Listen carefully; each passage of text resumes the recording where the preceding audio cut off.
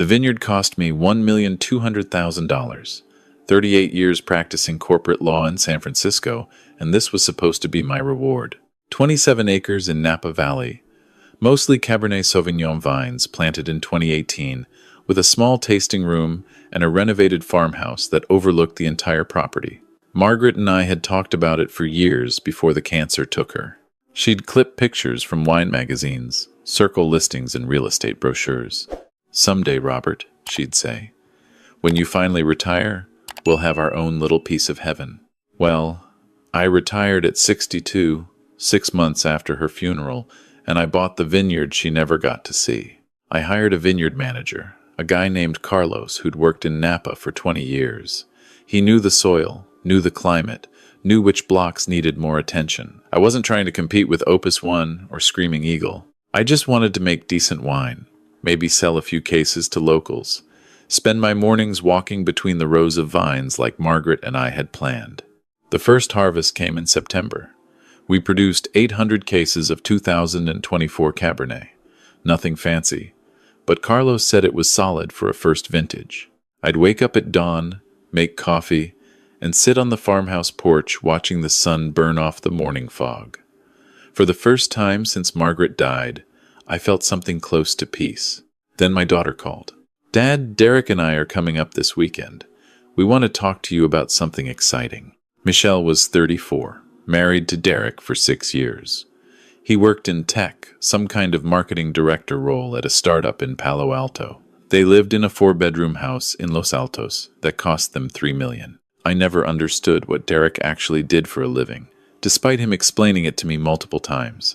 Something about optimizing user engagement metrics and leveraging synergistic partnerships. They arrived Saturday afternoon in Derek's Tesla. Michelle hugged me on the porch. Derek shook my hand with that firm grip he always used, like he was trying to prove something.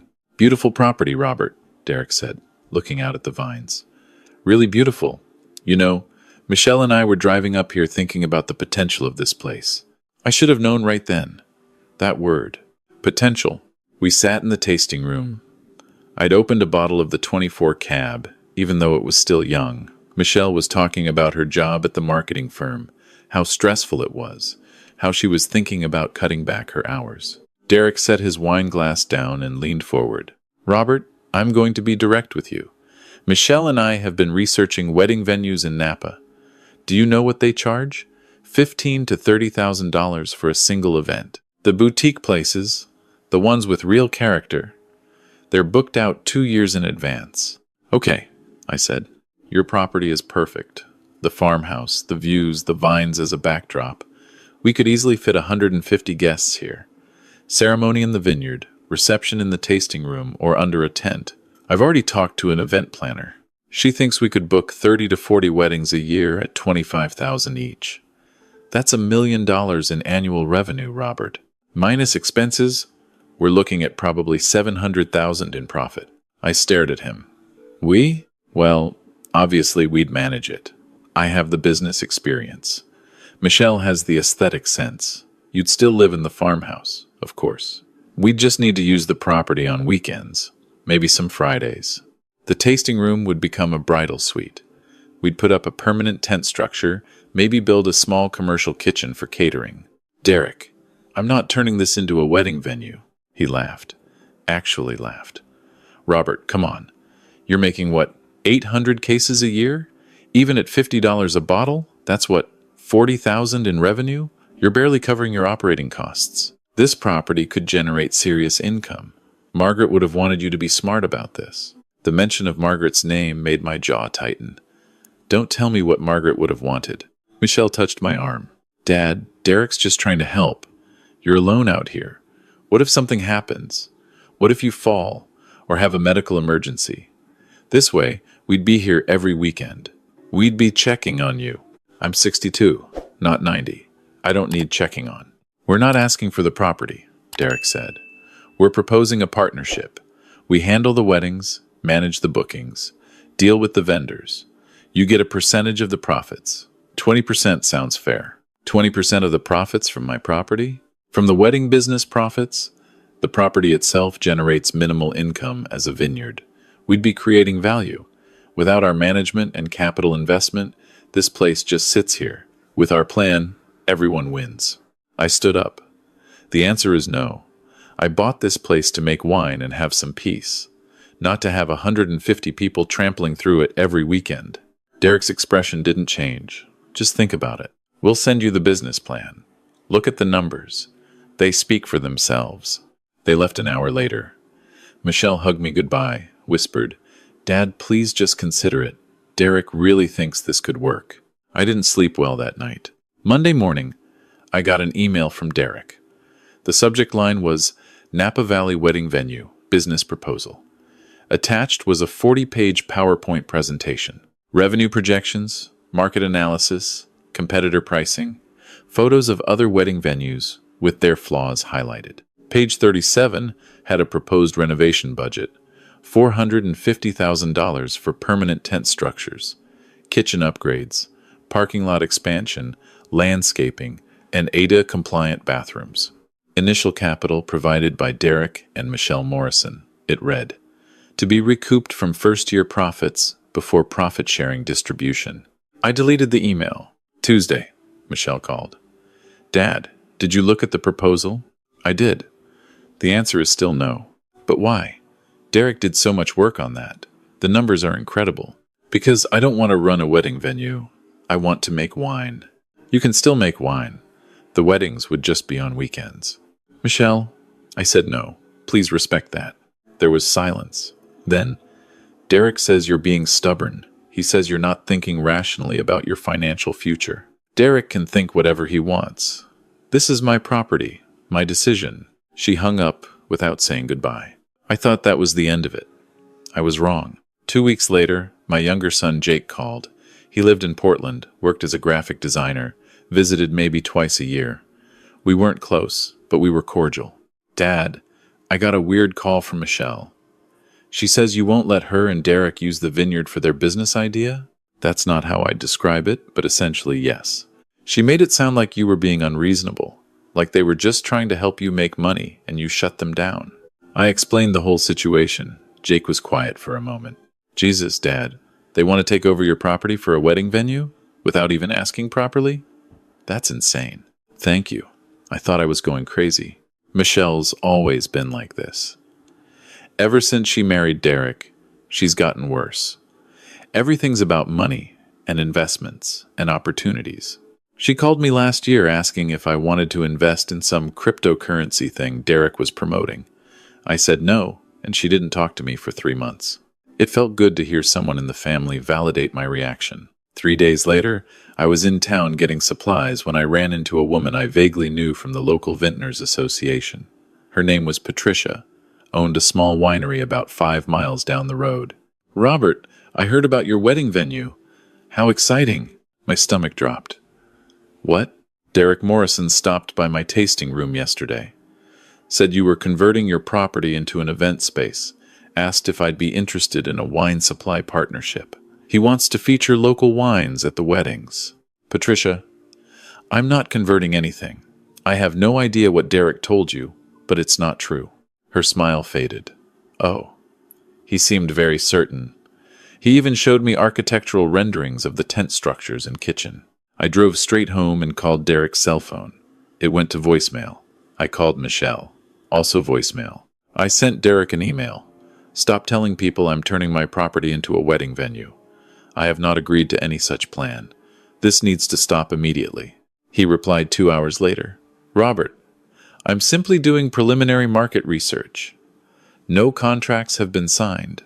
If you'd look at the proposal objectively instead of being emotional, you'd see this is the best option for everyone. The property is underutilized. Margaret would want you to maximize its value."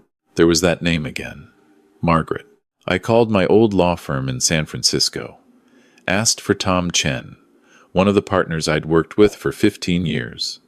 Explained the situation. "Robert, you need to send a formal cease-and-desist letter. Make it clear that Derek has no authority to represent your property in any business capacity. If he continues, it's fraud. He's my son-in-law. I don't want to nuke the family over this." Then he'll keep pushing. Guys like Derek don't stop until they hit a legal wall. I thought about it for 2 days. Then I authorized Tom to send the letter. Derek received it the following Monday. He called me immediately, furious. You sent me a legal threat? Are you kidding me? I'm your daughter's husband. You're representing my property in business discussions without my permission. That's fraud, Derek. I was doing research. Market research. You're acting like I committed a crime. Stop involving my property in your plans. I've said no. Respect that. This is unbelievable. Michelle was right. You've become a stubborn old man who can't see opportunity, even when it's handed to him. Fine. Enjoy your little hobby vineyard. I hope the isolation is worth it. He hung up. Michelle called 10 minutes later, crying. Dad, how could you threaten to sue Derek? He was trying to help you. He was telling people I'd agreed to turn this place into a wedding venue when I explicitly said no. Multiple times. Because you're being unreasonable. We have a real plan. We could make real money. But you're so stuck in this fantasy about making wine like you and Mom dreamed about. Dad, Mom is gone.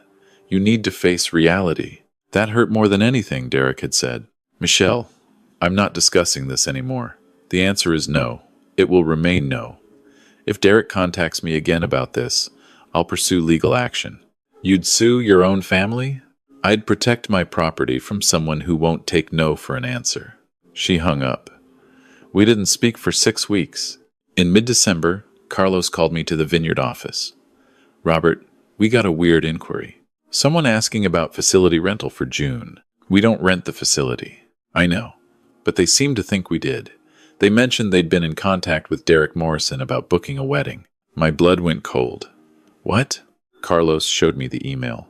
It was from a couple in Marin County, asking about June 15th availability, saying Derek had confirmed the venue could accommodate their guest list of 180. I forwarded the email to Tom Chen. This is tortious interference, Tom said. He's actively soliciting business for your property without authority. We need to escalate. I authorized him to file for a restraining order and pursue a civil suit for damages. The legal papers were served to Derek at his office in Palo Alto. Michelle called me that night, screaming, You're suing us? Your own daughter and son-in-law? Over a misunderstanding? It's not a misunderstanding. Derek is booking weddings at my property without my permission. That's fraud. He was just trying to get commitments. He was going to convince you once he showed you real revenue potential. By lying to clients and telling them he had authorization? Michelle, do you understand how insane this is? What's insane is you sitting out there alone making barely any money when we're offering you a real business opportunity. Derek has investors interested. Real investors who want to back the wedding venue concept. It's not happening. Tell Derek to stop, now, before this gets worse. It's already worse, Dad. You've sued us. You've made your choice. Don't expect to hear from us again. The line went dead. I sat on the farmhouse porch that night, drinking a glass of the 24 Cabernet, wondering if I'd just destroyed my relationship with my daughter over a piece of land. Then I got angry. Really angry. Because this wasn't just about a wedding venue. It was about respect. It was about Derek assuming he could override my decisions about my own property because he thought his business acumen made him smarter than me. It was about Michelle choosing her husband's ambition over her father's explicitly stated wishes. The lawsuit moved forward. Derek's attorney tried to argue that there was a verbal partnership agreement based on our initial conversation. Tom demolished that argument with the email evidence showing I'd said no multiple times. In February, I got a call from Jake. Dad, Michelle called me. She's trying to get me to convince you to drop the lawsuit. She says Derek made a mistake, but you're blowing it out of proportion. What do you think? I think Derek's a narcissistic jackass who can't handle being told no. I think Michelle's so wrapped up in their lifestyle that she can't see how wrong this is. And I think you're doing the right thing by protecting yourself. Thank you, son. Also, I was thinking, I've got some vacation time saved up. Mind if I come down for a few weeks? Maybe during harvest?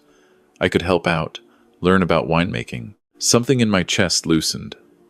I'd like that a lot. The case went to mediation in March. Derek's attorney proposed a settlement. Derek would pay $15,000 in damages and agree to never make business claims about my property again. In exchange, I dropped the restraining order request. Tom looked at me. It's a reasonable settlement. You won't get much more if we go to trial, and this ends it cleanly. I agreed. Derek never apologized. Neither did Michelle. I received a check for $15,000 with no note, no phone call. Just the money and silence. Jake came down in September for harvest. He worked alongside Carlos and the crew, learned how to test bricks levels, helped with the sorting table. We'd have dinner together in the evenings, sitting on the porch, talking about everything except Michelle and Derek.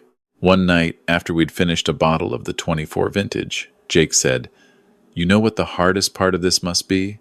Not the legal stuff, but feeling like you lost your daughter over it." "Yeah," I said quietly. "For what it's worth, you didn't lose her. Derek did. She chose him and his schemes over basic decency. That's on her, not you. She's still my daughter, and this is still your property. Your dream with Mom. You protected that. Margaret would be proud." Maybe he was right. I'd defended the boundary. I'd said no, and meant it, even when it cost me. The 25 harvest produced 900 cases. Carlos thought we could hit 1,000 cases by 2027 if we managed the new blocks properly. We weren't making a fortune, but we were making wine. Good wine. In November, I got a letter in the mail, not from Michelle, but from Derek's mother, Janet, who I'd only met a handful of times at family events. "Dear Robert," it read, "I recently learned about what happened between you and Derek. I want you to know that I'm appalled by my son's behavior. His father and I raised him better than this. Attempting to take over your property, lying to potential clients, forcing you to take legal action, it's shameful. I've had a serious conversation with him, though I'm not sure how much of it penetrated. I wanted you to know that not everyone in Derek's family supports what he did. You were right to protect yourself. I hope someday Michelle comes to her senses. With apologies and respect, Janet Morrison." I kept that letter in my desk drawer. December marked 1 year since Derek and Michelle had first proposed the wedding venue idea. I was in the tasting room doing inventory when Carlos walked in. "Robert, you've got visitors." I looked out the window and saw Michelle's car in the driveway. Just hers, not Derek's Tesla. She came in alone. She looked tired, older than 35. "Dad, can we talk?" We sat at one of the tasting room tables. She didn't make eye contact at first. "Derek and I are separated," she said quietly. "Have been for 2 months." I didn't know what to say. Turns out the wedding venue thing wasn't his only scheme. He invested our savings in some tech thing that collapsed. Then I found out he'd been lying about a bunch of other stuff. Financial stuff. I'm not even sure what's real and what isn't anymore. "I'm sorry, Michelle." I defended him. To you, to Jake, to everyone. "And you were right. He's not a good person. He sees everything as an opportunity to exploit, including me, including you." She finally looked up at me. Her eyes were red. "I'm so sorry, Dad, for what I said about Mom, for choosing him over you, for not listening when you said no. I don't expect you to forgive me right away. But I needed to tell you. You were protecting what you and Mom dreamed about, and I shit all over that. I'm sorry." I reached across the table and took her hand. "You're my daughter. Of course I forgive you." She started crying then.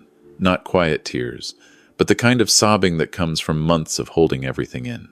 We talked for 2 hours. She told me about the separation, about finding out Derek had been planning to leave his job and run the wedding venue full-time without telling her, about how he'd pitched it to investors as a done deal even after the lawsuit. "He's who he is," I said. "The question is, who are you going to be now?" She stayed for dinner. The next morning, I showed her the vines, explained how the harvest had gone, let her taste the 25 vintage from the barrel. She said it was good, really good. "Mom would have loved this," she said, standing in the vineyard as the sun rose over the eastern hills. Yeah, she would have. Michelle started coming up once a month. Sometimes she'd bring Jake. We'd work in the vineyard together, have dinner, talk about things other than Derek, and lawsuits, and money. The vineyard turned 4 years old this past September. We produced 1,100 cases of 2026 Cabernet. Wine Spectator gave it an 87, which Carlos said was exceptional for such a young operation. I'm 66 now. My knees hurt in the mornings, and I can't work the full days I used to. But I wake up every day on the property Margaret and I dreamed about. I make wine, I watch sunrises, I have peace. Derek sent me a settlement check and disappeared from my life. Michelle's divorce finalized last spring. She's rebuilding, finding herself again. Jake's talking about moving down here permanently, maybe starting his own label using our grapes. Sometimes I think about that first conversation, when Derek laid out his proposal with such confidence, like my refusal was just an obstacle to overcome rather than a boundary to respect. I think about how close I came to just giving in, to letting him have his way because fighting seemed harder than surrendering. But I didn't surrender. I said no, and I meant it. I protected what was mine. I protected what Margaret and I had planned, and that's worth more than all the wedding venue revenue in the world. The vines are pruned back now for winter. In a few months, they'll bud again. The cycle continues. Wine is about patience, about understanding that some things can't be rushed or forced, that growth happens on its own timeline. Derek never understood that. He saw potential, revenue, opportunities. He never saw what actually mattered. I do. Every morning when I walk these rows, I see it. 27 acres of peace, of boundaries respected, of dreams protected. That's my vineyard, mine and Margaret's, and it always will be.